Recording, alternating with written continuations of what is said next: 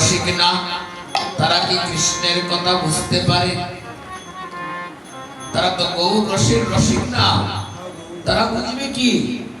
এই জন্য শাস্ত্রে নির্দিষ্ট হয়েছে, যার কাছে গেলে তুমি ভুলে যাবে হরি, তার মুখপানও তুমি চাইও না, প্রয়োজনে তুমি তার কাছে যাইও না।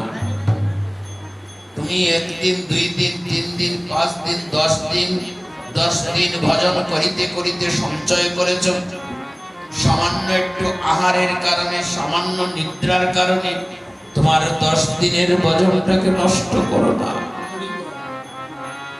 যার মুখপানে চাইলে তুমি ভুলে যাবে হরি, তার মুখপানে তুমি চাইও না। যার সঙ্গ করলে তোমার সঙ্গ দোষ,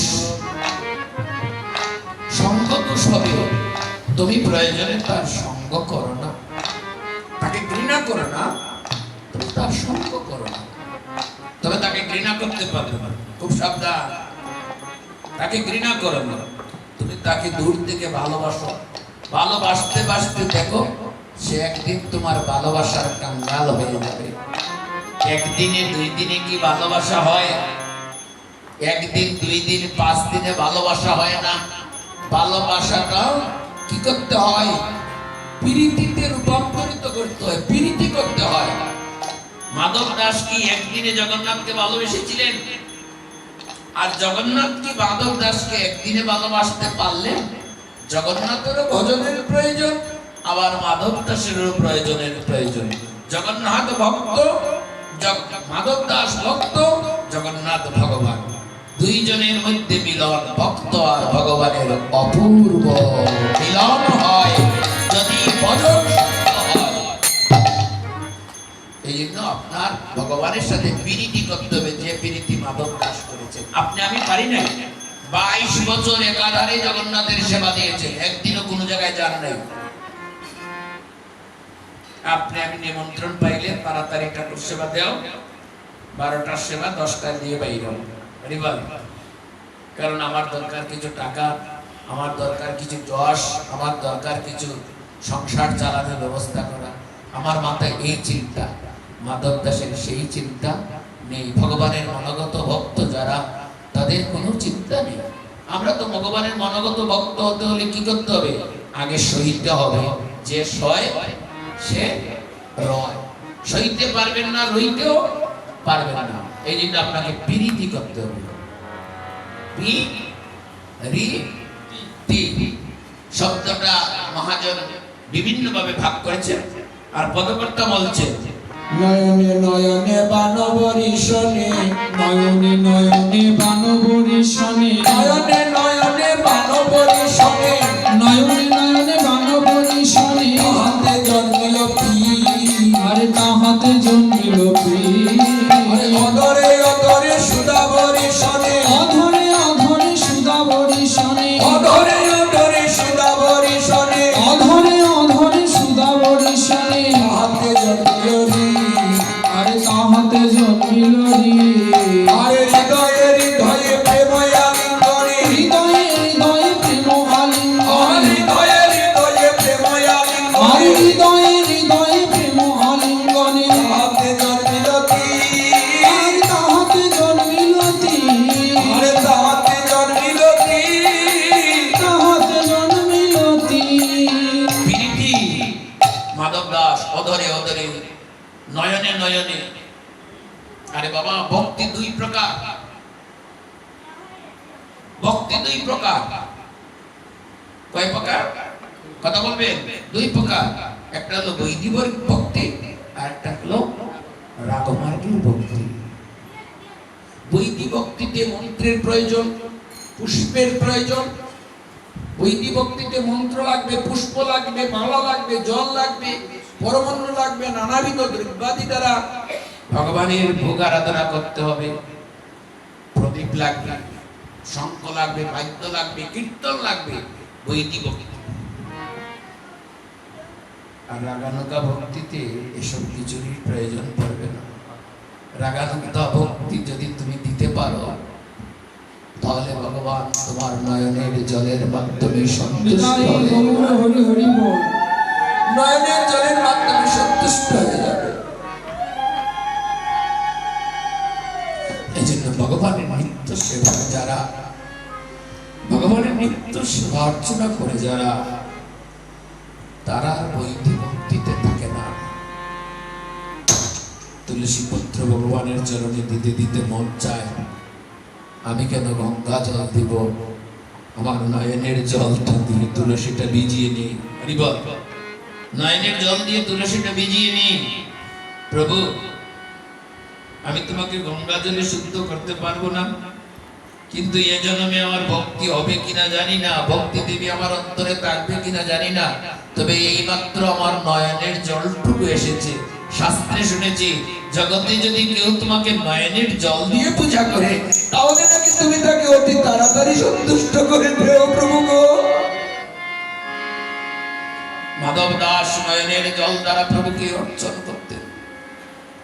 একদিন নয়, 2 দিন নয়, বছর বছর নয়নের জল দ্বারা তুষ্ট করতে করতে জগন্নাথ চিন্তা করলেন, মাধব দাস যদি আর আমাকে ভক্তি করে, তাহলে আমার ভগবানত্বই থাকবে না, আমি আর সহ্য করতে পারবো না।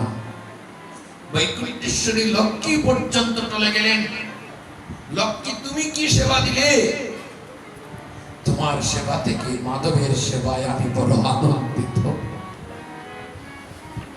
আমি জগন্নাথ নানাবিধ দ্রব্য, নানাবিধ ব্যঞ্জন, 56 ব্যঞ্জন, মিষ্টি মিঠাই, সারাদিন 18 বার সেবা জগন্নাথ পুরীতে।